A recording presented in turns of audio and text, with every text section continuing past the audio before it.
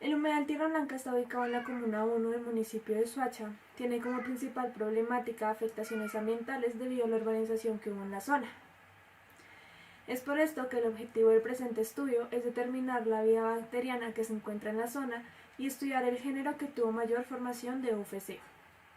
Para esto se realizó una siembra masiva y posteriormente una purificación del microorganismo por la técnica de rejilla. Se realizaron siembras por tubo para identificar la caracterización macroscópica, ya sea motilidad o morfología. También se realizaron tinciones simples y especiales para identificar la caracterización microscópica. Entre esas fue la morfología microscópica, esporulación, flagelación y presencia de glicocáliz. Las pruebas bioquímicas se realizaron con el fin de determinar el metabolismo del microorganismo. Todo esto para poder encontrar el género y la familia con ayuda del manual de Verges. El microorganismo identificado fue la Citrobacteria freundi. Es un bacilo gram negativo, móvil, anaerobo facultativo, perteneciente a la familia de enterobacterias. Es un patógeno oportunista que se encuentra en el agua y en el suelo. También es utilizado en aplicaciones ambientales, como lo son para degradar los contaminantes del suelo, y también se han realizado estudios sobre posibles extracciones de genes o enzimas que tenga esta bacteria para potenciar el metabolismo de otras bacterias. El humedal Tierra Blanca fue declarado reserva hídrica según las corporaciones autónomas regionales. Sin embargo, a la poca eficiencia en el ordenamiento territorial, este se encuentra en estado de deterioro. Todo esto gracias a que en la década de los 90 se expidieron dos acuerdos. El primero fue el Acuerdo 91 de 1994 y el segundo fue el Acuerdo 06 de 1995, los cuales se hicieron con el fin de organizar mejor el municipio. Sin embargo, no tuvieron en cuenta la existencia de estos humedales, entre ellos el humedal Tierra Blanca. Por otro lado, también la comunidad toma parte de la responsabilidad, ya que el paso de las personas, especialmente en los días de ciclovía, muchos de ellos no tienen cuidado y arrojan basuras al humedal. Es por esto que a pesar de las limpiezas, no se ha logrado el objetivo de rehabilitar o reforestar este humedal. Reconociendo el contexto de este humedal y buscando el cumplimiento de nuestro objetivo, se inició el procedimiento tomando muestras, una de agua y una de suelo. Para la de agua se contaron 20 centímetros hacia adentro del humedal y 10 hacia el fondo, donde se abrió el frasco estéril y se buscó llenar solamente la mitad del mismo. Para el caso de la muestra de suelo, se contaron 50 centímetros desde la orilla y se realizó un agujero de 10 centímetros de profundidad, con el cual con el bajalenguas se tomó la cantidad necesaria para llenar la mitad del otro frasco estéril. 24 horas después se realizó la siembra de recuperación microbiana, diluyendo 1 gramo de la muestra de suelo en agua peptonada y 1 mililitro de la muestra de agua igualmente en agua peptonada. Luego se inocularon en 2 medios aparte las muestras de agua y de suelo, tomando 0,25 mililitros de cada una de ellas y utilizando el asa de Drygalski para esparcirlas en todo el medio. Finalmente se enviaron a incubar. A los 8 días se realizó el conteo de unidades formadoras de colonias, de los cuales de cada agar se seleccionaron 8 de ellas para posteriormente ser cultivadas en 4 agares selectivos. Estos 4 agares fueron el primero Mosel, que sirve para la detección de Bacillus cereus. Este contiene manitol, extracto de carne, peptona, rojofenol y yema de huevo. El siguiente fue el agarendo, el cual sirve para el aislamiento de enterobacterias y bacilos gram negativos, el cual contiene fucsina básica, digerido peptídico de tejido animal, lactosa y fosfato dipotásico. El siguiente fue el agar Bayer Parker, el cual sirve para el aislamiento de Staphylococcus. Este contiene peptona de caseína, levadura, glicina y piruvato de sodio. Ya por último tenemos el agar Pseudomonas centrimidae, el cual sirve para la detección de Pseudomonas aeruginosas. Este contiene peptina de gelatina, cloruro de magnesio, entre otros. Lo que se realizó es que cada uno de estos agares fue dividido en 4 cuadrantes, quedando así en los 2 cuadrantes superiores muestras de suelo que fueron puestas en forma de estría, al igual que en la parte de abajo, en la parte inferior, quedaron 2 muestras de agua, también puestas de forma de estría. 8 días después se observa el crecimiento de UFC y se seleccionan 2 de los agares para realizarles las pruebas de motilidad. Estas pruebas dependen del medio en el que se realicen. Para el agar de superficie plana se realiza una picadura sin llegar a tocar el fondo ni las paredes del tubo de ensayo. Para el agar de plano inclinado se realiza una picadura en la parte más baja del agar y al llegar a la superficie se realiza una estría. Y para el caldo, con el asa redonda se hace un esparcimiento tocando paredes del tubo y pues todo el agar en sí.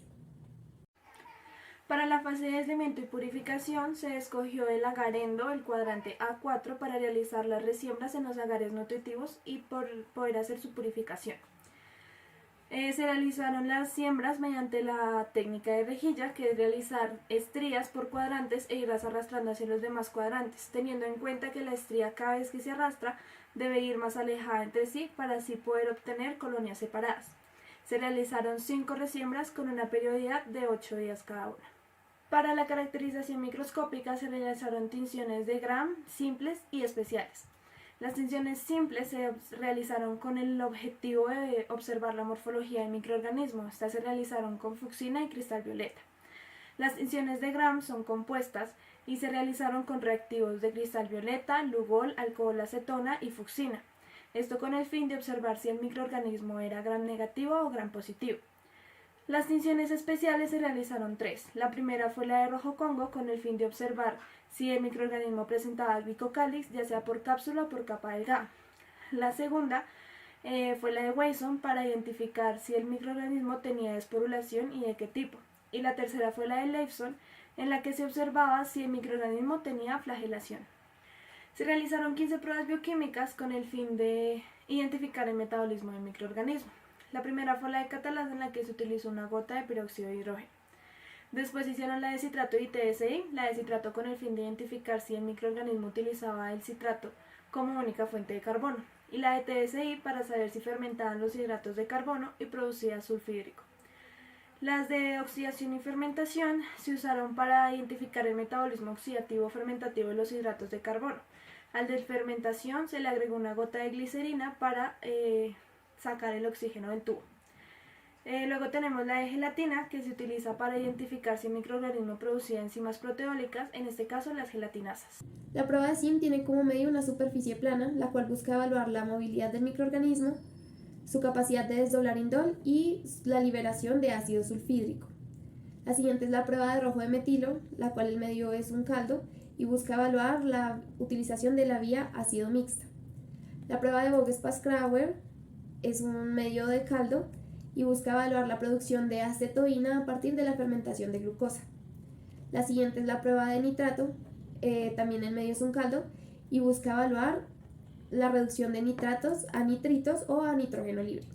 Y ya por último tenemos la prueba de urea, la cual también su medio es un caldo, y busca evaluar la presencia de la enzima ureasa. Se realizaron 2 pruebas de antagonismo. La primera fue en un enfrentamiento con un microorganismo en consorcio y con un hongo filamentoso. Se realizaron 4 líneas verticales, cada una representando un microorganismo, es decir, en cada una de ellas se cultivó un microorganismo. Entre ellas se dejaron un espacio de 1,5 centímetros y su longitud era de un poco más de la mitad del agar. Luego a 1 centímetro de ellas se realizó una estría con nuestro propio microorganismo. Los microorganismos que se tuvieron en cuenta para fueron un posible Staphylococcus aureus, un posible consorcio de 2 microorganismos, un posible Paenibacillus dendritiformis y una posible Aeromona hidrofílica. Fue que en la muestra de agua obtuvimos 118 UFC, de las cuales habían colonias circulares de margen entero, de colores blanquecinos y amarillentos. También habían colonias puntiformes de colores blanquecinos, y para el caso de las UFC de las muestras de suelo obtuvimos 736 UFC, de las cuales habían colonias circulares de margen entero, pequeñas y medianas con pigmentación blanquecinas y amarillentas. Por otro lado también teníamos colonias irregulares de margen rizoide de colores blanquecinos, cremas y amarillentos, y teníamos colonias irregulares de margen lobulado con pigmentación blanquecina. Todas tenían un grado de transparencia diferente. Obtuvimos que en el agarendo hubo crecimiento de colonias puntiformes rojizas con un poco de verde metálico en los cuadrantes S3, S4 y un poco en A4, lo que significa una posible Escherichia coli o crecimiento de posibles colonias coliformes. Y colonias ameboides del color del medio en los cuadrantes S3, S4 y A3. Para el medio Baird-Parker obtuvimos crecimiento de colonias irregulares negras brillantes con halo gris oscuro en el cuadrante S8 y colonias circulares e irregulares negras brillantes con halo gris claro en el cuadrante S7, lo que significa un posible Staphylococcus en ambos casos. Y para los cuadrantes A7 y A8 no se obtuvo mayor crecimiento. Para el medio Bacillus cereus Mosel hubo presencia de colonias irregulares de margen entero amarillas y sin precipitado para los cuadrantes S1 y S2, lo que significa un posible Bacillus subtilis, y colonias irregulares de margen entero amarillas con precipitado en los cuadrantes A1 y A2, lo que significa un posible Staphylococcus aureus. Ya para el agar de Centrimide no hubo mayor crecimiento luego de la exposición en luz ultravioleta. En la prueba de motilidad del agar endo se obtuvo que en el agar por picadura se obtuvo una motilidad difusa y arborescente. En el agar de plano inclinado se obtuvo que el crecimiento fue bastante abundante, hubo pigmentación rosada y además de presencia de burbujas. Y en el agar por caldo se obtuvo que hubo un botón de precipitado en la parte del fondo del tubo de ensayo, además una formación de biopelículas en el pico de la flauta y algunas partículas en suspensión. Para el agar Baird-Parker se obtuvo que el crecimiento en la motilidad por picadura fue motilidad papiliforme. En el agar por plano inclinado se obtuvo que la forma fue filiforme, la abundancia fue bastante leve, hubo presencia de burbujas y además no presentó pigmentación.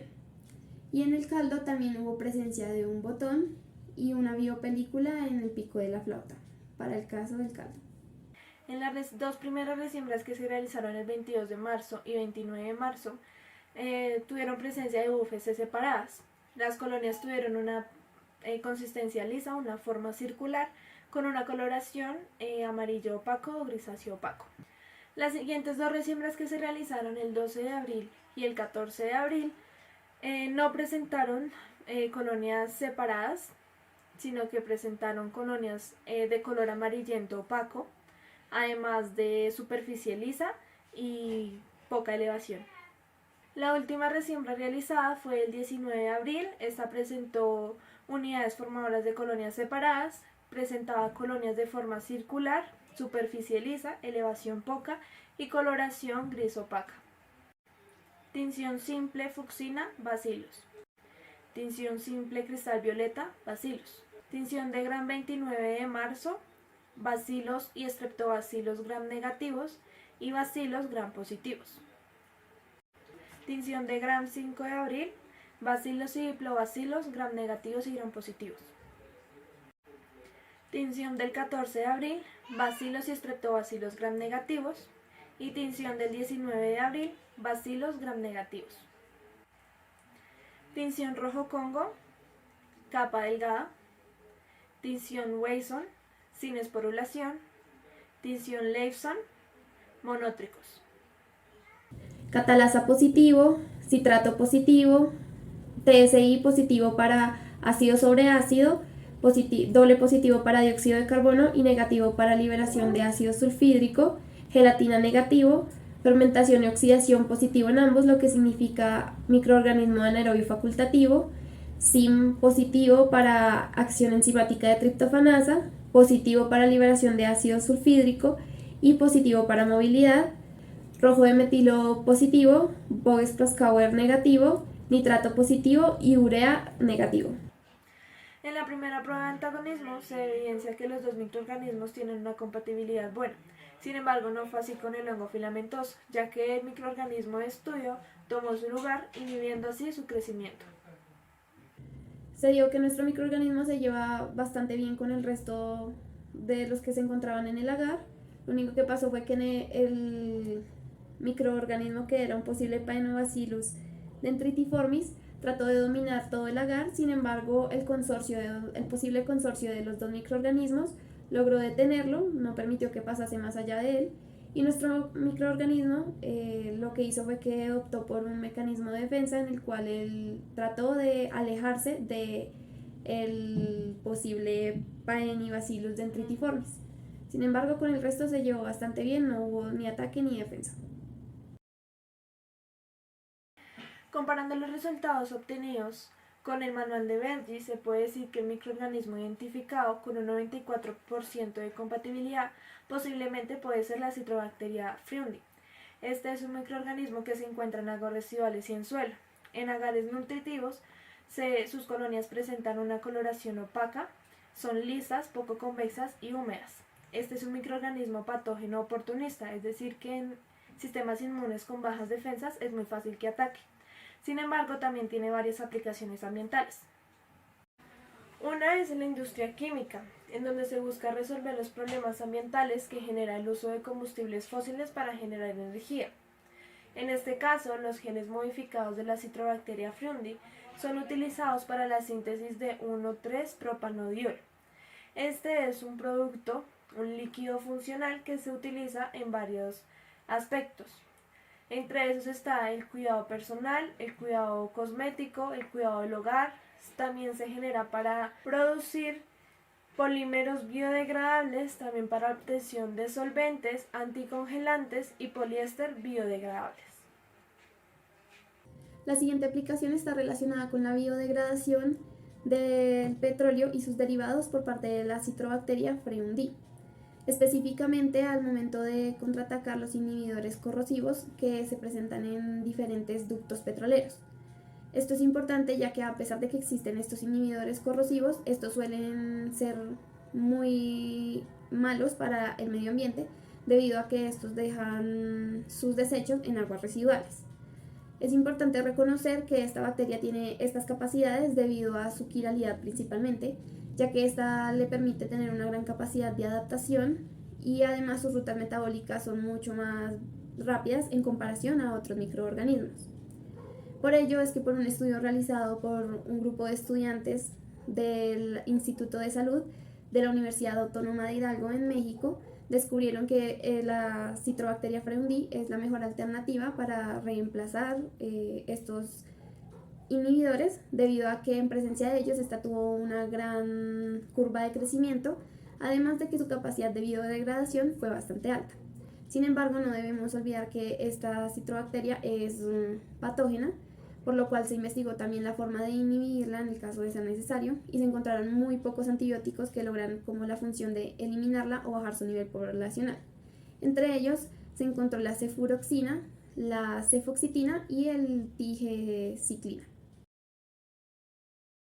A causa de la urbanización en la zona del humedal Tierra Blanca, se han evidenciado afectaciones ambientales tanto en el suelo como en el agua, ya que presentan microorganismos pertenecientes a las enterobacterias. Estas son patógenos.